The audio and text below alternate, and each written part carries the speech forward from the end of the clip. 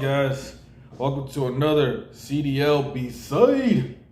Oh man, tonight was another pretty boring night. 45 degrees, ain't nothing much happening. Because when it's nice out, most of the time on this 12 to 8 shift, midnight to 8 a.m. shift, it's mainly you're just waiting around for something to happen. Usually what I do is I go out and I do a whole patrol of my area, which I did that a little bit, probably about an hour ago I did that. When I first came in tonight, so now that winter's over, when I first came in tonight, one of the things that I did was we take the salt from like one of the, I don't know, they call it a husky, but if you're not in the yard or anything like that, you're probably not gonna understand what I'm talking about. But basically it's like a shack, or like a shed basically. And we take the salt from the shed and we put it inside the big dome thing. So that's kind of what I did tonight. I did a little bit of that tonight. Then I went out, did a bit of a patrol, but it was boring because nothing's going on. When it's 45 degrees and it's a late night shift like this one, usually nothing goes on. When it's snowing or it's icy out, that's when I have more to do. But right now, I'm more like just standby for if somebody calls in to complain or if there's an accident. I'm just on standby. So as you can see, I am once again back in the break room. If you watch any of my other videos, I think I only did like one other video where I was in the break room. So this is the next in the break room video. But yeah, pretty much boring night. Nothing really happening. Yeah, one thing that I wanted to talk about was how I got, stuck out here working in the sticks, because I'm from the city. So, and I didn't start out in this area, like where I'm at now. I did not start out here. When you work for Penndot, you got unions, you got a bid, and everything kind of goes by like seniority. All right, so here's the thing, right? Most of this stuff goes by two things: seniority and politics. There's a seniority, there's a level of seniority that everything usually goes by, and there's this level of politics, the who type things that go on here, which kind of dictates how you're going to move up, like whether or not you're going to become a foreman or an assistant manager or something like that. That's where the politics play, and your seniority doesn't really matter. But when it comes to like what location you're going to be at, when you're going to get trained on pieces of equipment, what shift you're going to be working, that's when your seniority starts coming into play. So right after I had gotten certified on the truck and operating the loader, and this must have been probably like a week, the union president comes up to me and says, "Hey, you're the low man on the totem pole. You're getting sent out to this other box." So I get out to this other box, and here's the thing, like this box is like an hour away from where I live at, hour and some change away from where I live at, 50 miles to get there, 50 miles to get back. So I'm doing about 100 miles a day, just going to work. Well, not just going to work, but going back and forth to work. I'm putting 100 miles a day on my car. So, and each bid is 6 months. So I've been out here in the sticks for 6 months. And there's so much stuff I had to learn about being out here, because once again, I'm from the city. I'm from Philadelphia. There's things about out here in this rural area, or we call it the sticks, that I didn't know. I didn't know what a sump pump was, or it's called a sump, S-U-M-P pump. I had no idea what this was. Apparently people, they take this thing and they like put it in their basements or whatever, and it pumps the water out of their basement and it pumps it out like out of their house. Sorry, I'm from Philadelphia. We got drains and sewers, all right? We don't have sump pumps. I guess there's some places around that use them, but not where I was from. Never even heard of this thing. And the guys out here had to explain to me what the sump pump was, because what happens is that a lot of people, they take the water out of their basement, and then when they go to drain it out, they drain it out onto the road, which creates ice on the road. So a lot of times working this midnight shift, that's what I have to take care of, is these icy spots that be on the road. And it'd be like, and you'll know when you see something like this happen, because you'll get on the road and the road be nice and dry. And then when you get to a residential area, that's when you start seeing all these like, strips of water coming from people's driveways. That's people with these sub pumps, basically with their hose shooting out onto the road, and they're basically creating ice on the road when it's like below 32 degrees. So yeah. But anyway, being out here in the sticks, another thing that I had noticed was all the different animals that you see at night. I mean, you got your deer, you got your rabbits. I've seen that. I'm used to that. Then you got raccoons, possums, foxes, Pokemon, coyotes. Like, it's insane, all the different animals that I have seen at night around here. I saw an owl, I saw a bat. It's just like, and I mean, like, here's the thing, right? The only animal I love is my dog, okay? Because I know my dog, I trust my dog. I don't trust everybody's dog.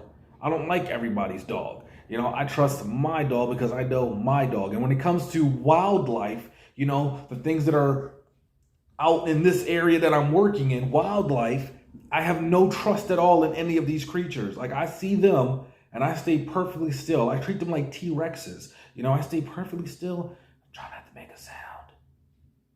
And then I try to wait for this thing to like leave. And if it doesn't leave, you know, most of the nights, this is the reason why I don't get out of my truck, is because like where I'm at is dark. Like, I could literally be walking right past a deer and not even see it, because that's how dark it is out here. So yeah, there's all these creatures around, you know, and some people are fine with this. Some people are like, yeah, you see the deer, and you know, and I've even met some people that they try to, you know, they see like a deer and they try to like put out food or something like that so they can watch the deer eat. Why? Why are you doing that? Here's what I know, right? Here's what I know about nature, okay? All right, let me break this down for you, okay? All right, you have predators and you have prey. And one thing I've always learned is that the predators don't go that far away from the prey. So me as a person, if I see a deer and I know that this deer is prey, my first thought is the predator is not that far away from the prey. You know, I'm not going to walk up to a deer and then a freaking, I don't know, a forest tiger comes out and, you know, goes after the deer and then mistakes me for the deer. And next thing you know, I'm getting bit by, you know, the forest tiger. I don't know. I get, tigers are jungle, right? Whatever. But anyway, I'm not getting mistaken for prey. Okay? That's the reason why I don't stick around other prey. You know, because I don't know what eats the deer. Something's keeping down the deer population here in Pennsylvania. Something's doing it. It's not just mankind. Something's got to be eating these things. And I don't want to find out what it is. So I stay away from the deer. You know, I saw a coyote the other night. I mean, and this thing, I mean, I thought this was like a stray dog. No, this was a full-on coyote. Like, first time I ever seen it. But you'll see that out here in the sticks. This is where you see all the different creatures that you saw on like National Geographic and all that stuff. You see it out here in the sticks, and it's scary because I have no idea what these creatures think of me. I don't know. They look at me and go, oh, you know what? He smells like he's from the city. Might be good eatings. He doesn't smell like people around here. I don't know. I don't know what these creatures do. I just know living in Philadelphia, you know what I mean? You see a deer, the deer run the other way. The only animal that doesn't run from you in Philadelphia is pigeons. Pigeons don't run from anybody, okay? All right, they'll actually chase you. But that's it. Other than that, all the other creatures, they scatter. Out here, these things, they just look at you. You're looking at them, they're looking at you, know what I mean? It's just a back and forth staring contest. And I'm sitting there thinking to myself, do I run? And I don't know what this creature's thinking. This creature's probably thinking like, do I kick him? Do I bite him? What do I do? You know? So a lot of times I just stay inside the truck. I get out, I try to park as close as I can to like Wawa, hurry up, get out, get whatever I need, boom, straight back into the truck. Because it's dark out here. And I don't, you know what I mean? I don't know all these creatures out here. But I've been out here for about 6 months. And, you know, I made the best of it. I made the best of it the way I could. You know, but that's the thing. But, all right, so ultimately, that's the thing about working Penndot. The thing about working Penndot is that, yeah, they got bids and there's a seniority thing. And so what's happening now is that a lot of people who are taking the job here at Penndot, they're turning around and they're quitting. Okay? And the reason why they're quitting is because Penndot, like I guess whoever does the interviewing process wasn't telling people that you could be sent to anywhere in the county. You can be put on any shift in the county, especially when you're first starting out and you don't have any seniority. So what's happening is that you got people who are getting certified and then being told, okay, now you got to work out in this area and you got to work like a 4 to midnight shift or a 12 to 8 shift. And those people are like, well, I didn't know that that was a thing that was going to happen. And they're saying, well, I can't do that. Penndot is saying, well, you have to. And so those people are turning around and saying, here's my 2-week notice. And they're quitting. And so Penndot is having a hard time getting people because of, you know, this thing that they do with the bids and the seniority and things like that. So, I mean, if you want to come work for Penndot, it's a good job. You're going to learn a lot of stuff. You're going to put in a good day's work. You're going to learn a lot of different machinery. You're going to, you know, really get your skills together with driving trucks, especially driving manual.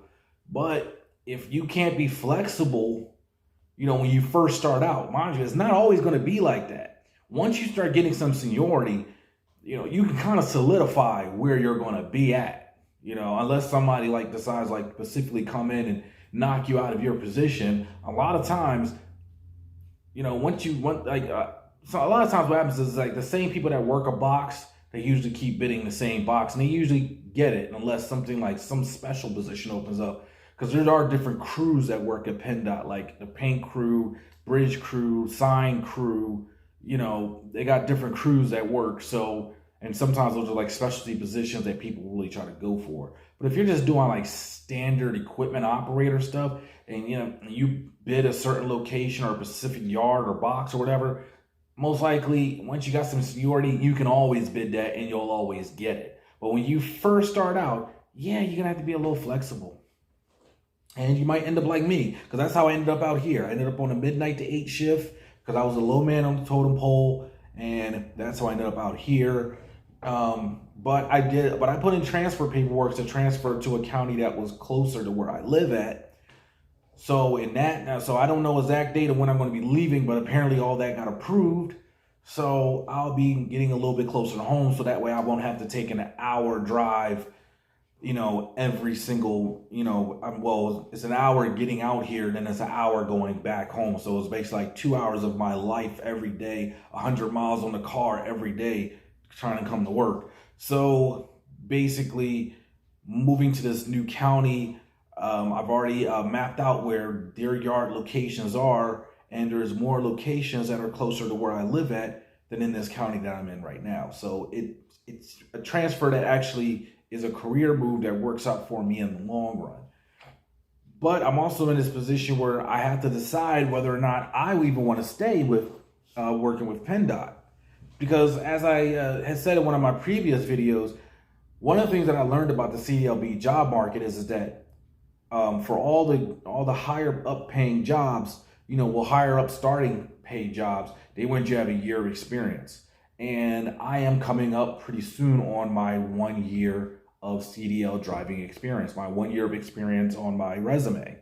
So I kind of have to make that decision on whether or not I want to, you know, go into the job market and try to get a job in a private sector now that I have the 1 year of verified driving experience, or do I want to stick with Penndot and learn some more pieces of equipment and things like that? Because Penndot doesn't pay, you know, that well, but the benefits are good. And the private sector pays really well, but the benefits aren't as good. So it's kind of like this give and take. So it's kind of like, do I stick with the benefits or do I go for the money? I don't know. Let me know what you think. You know, help me out here. Let me know what you guys think down in the comment section. And yeah, that's what I got for you guys today. Thanks for watching. It's another CDL B-side. You know, thanks for watching. Like and subscribe. And till next time.